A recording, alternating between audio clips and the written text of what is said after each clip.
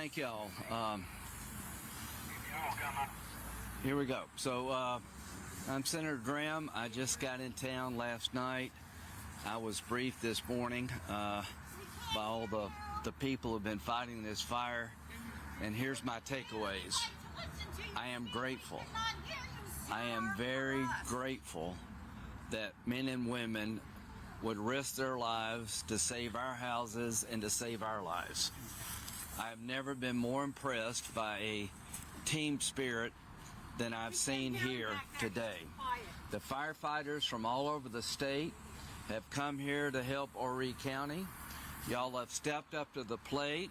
You've saved property and you saved lives. And on behalf of everybody in South Carolina, thank you, thank you, thank you. So now what do we do next? We keep fighting this fire. It's not over yet. To the National Guard, thank you for bombing the fire.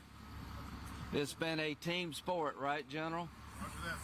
So one of the most amazing things to me is that a fire of this magnitude and this ferocity was able to be beaten back by bravery. I've seen the videos, how close it came to your homes. And the only reason it take out homes and kill people is because all these firefighters put themselves between the fire and your house. The one thing I've been told by the county is that the COPS grant and the fire grant from the federal government have made a difference. Now we need to look at the federal government and make it more efficient, but there's definitely a role for government, and it is in the area of public safety. And we want to make sure we keep helping our communities. These fire grants and these COPS grants have made a difference. Now, we applied for a federal grant to get reimbursed here. We don't know how much it's going to cost Horry County and the other communities, but it's going to be a lot. So we're going to reapply, and I think the economic impact to this community is real. One, I'm going to put a claim in for eye damage because my eyes are irritated. The smoke damage has been real. So the bottom line is I wanted to come and see it for myself, and I'm beyond impressed. I've been around the military most of my adult life, and there's no better operation that I've seen here of coordination. The drones mattered. I was told the takeaways were that the drones mattered. The aircraft made a huge difference. To the South Carolina forestry folks, you've really educated me about how fires start and what we need to do in terms of control burns.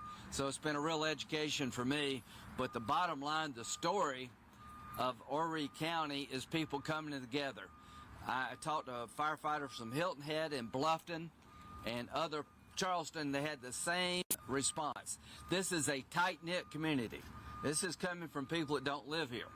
To all the folks who've been feeding the firefighters, thank you. To the church and the community centers, thank you. To the Meals on Wheels, thank you. This is the best of the community coming together, and it makes me feel better than anything I've been around lately because I've been in Washington. And ain't much good going on up there, but there's a lot of good going on here. And what makes America great is this. It's not the government.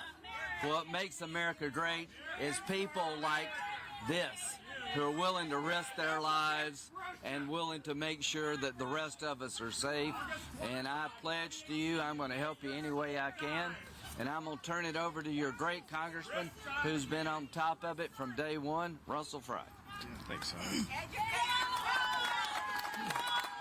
This is a truly remarkable moment, I think, in how communities come together. When you look at where we were Monday with smoke, you could not see at this particular location. You could not see 20 yards in front of your face, and because of the incredible effort of Horry County Fire Rescue, we have people from Jasper County, from North Carolina, from McClellanville in our state pulling together. That is what South Carolina is all about. I think Senator Graham hit the nail on the head about how we got here, but the efforts that it takes to put out this fire. And we've all seen the videos of the flames higher than the house itself. And the only thing that stood between that house burning or the fires and that house burning down were people who stood there in incredible pressure, incredible heat, and making sure that we put those fires out. So we are not out of the woods yet. I think it's really important for our community to watch and to make sure that they're paying attention to our local authorities, that they are not engaged in burning. We are in a burn ban, and so it is not the time to be doing this. Listen to your local authorities, follow their instructions, make sure that we get out of this safe, and at the end of the day, let's pull together, like Senator Graham said, as a community between federal, state, and local, and make sure that we continue to fund and advocate for things like public safety. My brother is in the fire service. I understand the incredible work that they do, the sacrifices that they make. They've had our back. Now let's go have theirs. And with that, let's turn it over to our state representative who represents this area, Tim McGinnis. Thanks, Ross. Get the rest of you. Hey, when you say hero, you know, that word can be kind of thrown around these days. These firefighters are heroes.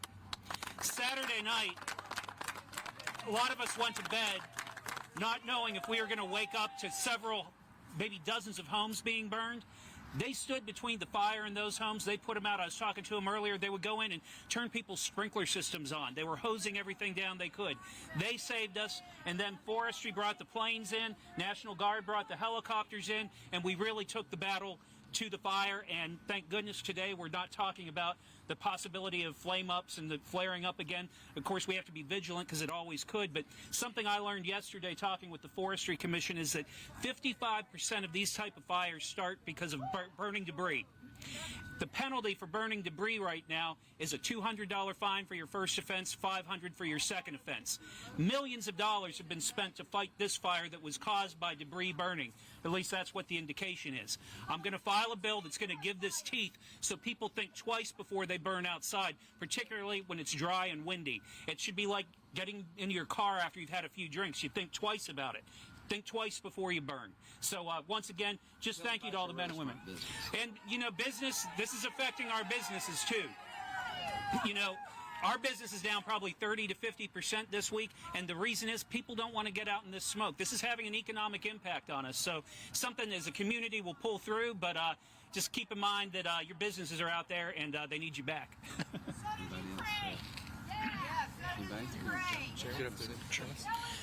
I just want to say thank you to all the firefighters from across the state who've come into Horry County. This isn't your home, but you treated it as if it was. I want to thank all the firefighters from Horry County and the police department here as well for coordinating their efforts. I couldn't be prouder of our public safety department here in Horry County and the response that we had to this fire.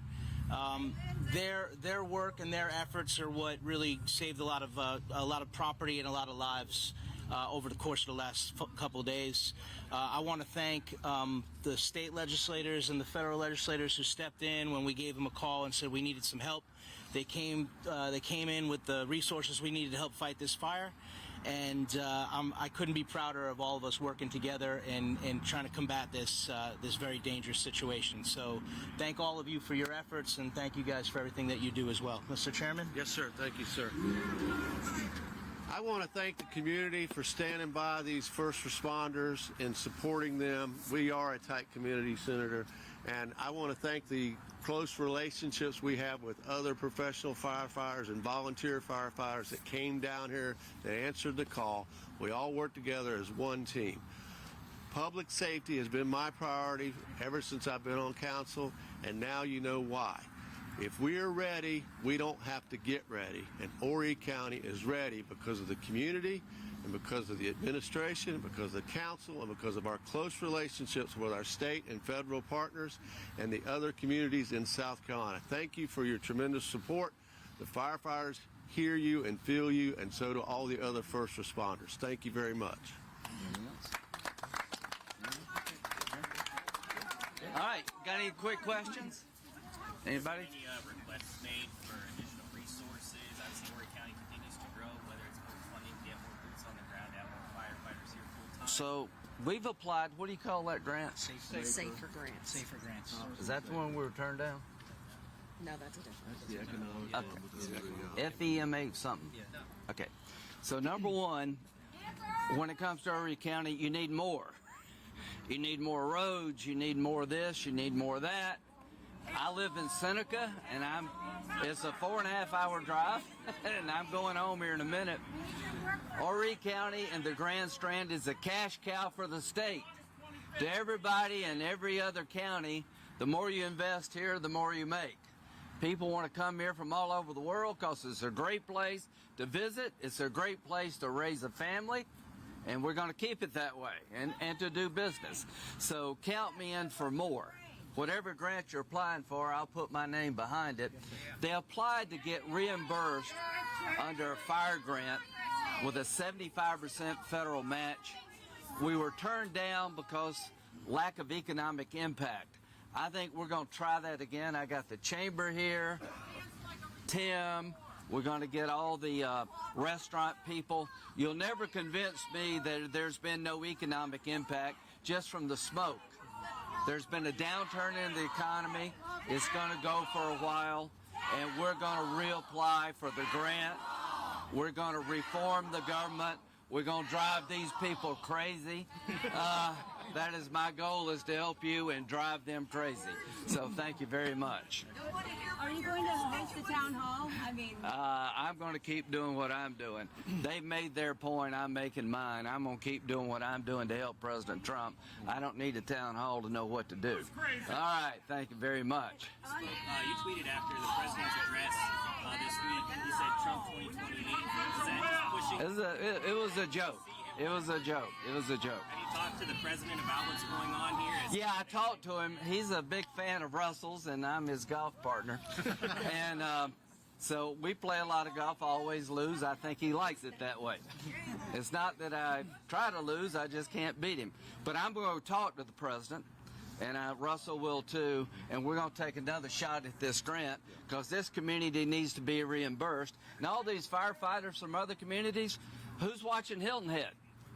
You know, who's watching Charleston? You know, they're here helping you, and they're putting their community's suffering too. So we're going to get this right. I think this is why these grants exist. There's a role for the federal government. We're going to make sure it's met here. So yeah, I'm going to talk to President Trump about helping us here, and to the National Guard and to the Forest Service. Y'all have stepped up yet again.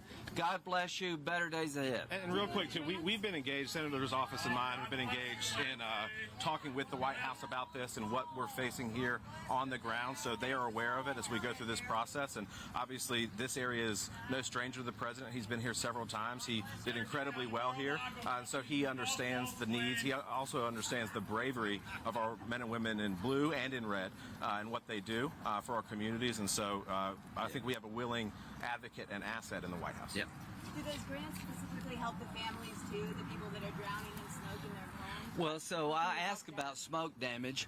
Everybody's got, hope you got insurance, so that's one thing to look at. But I think there will be some smoke down. I don't see how they couldn't be, right? But from the economic impact of the community, this is a tourist destination. I'm sure you've lost business. I'm sure you lost customers. In terms of the damage from smoke, yet to be determined, but I want to make sure everybody in this community is looked at in terms of what they may have lost from economic downturn, individuals from the smoke. But let's just end it on this note. We're not talking about anybody who's lost their life. We're not talking about anybody losing their home, and I just can't get over how that did not happen. The fire teams involved are absolutely rock stars. I mean, they were beating these fires away from the porch. I cannot get over how well this community is run, how well you were prepared, how well you work with every other agency in the state. There's a lot wrong with our government, but Horry County has got it right. You have got it right. God bless you. Representative Fry, are you planning on hosting a town hall anytime soon? We had 2 town halls in the last month, and one on, we actually had 3, a telephone town hall and 2 in person. So we're always accessible to the public. So all the folks that say town hall, they're George Soros funded left-wing agitators. They do this around the country, and we do our stuff. We're answerable to the people. That's why we won 65% of the vote in the last election.